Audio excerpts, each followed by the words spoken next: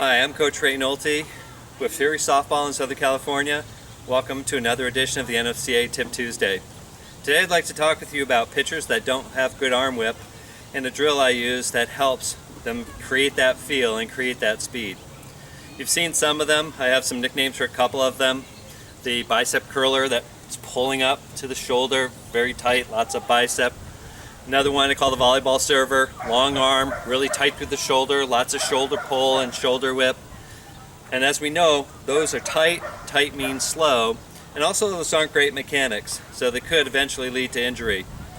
So the sock drill involves an athletic sock and a softball, and you put the softball in the sock and you push it all the way to the bottom, all the way down.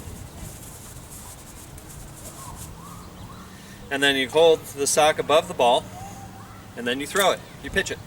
And that helps you create that whip feel, because you can't lift this either way that I showed you or other ways like that without it going over the catcher's head and without it going over the net. And that's why I'd recommend you having a backstop there, because that will happen until they master this technique. So if they are bicep curlers or if they are volleyball servers, here's what that would look like with the sock drill.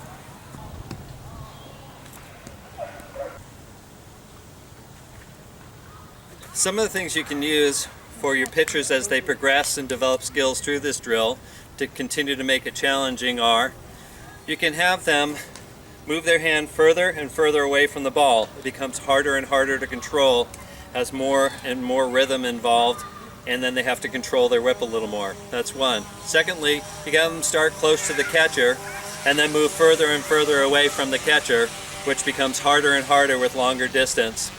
Another thing you can have them do is just start with K drills, like I did out there, and just whip the ball to their catcher, K drills. Then you go to a K with a full arm circle.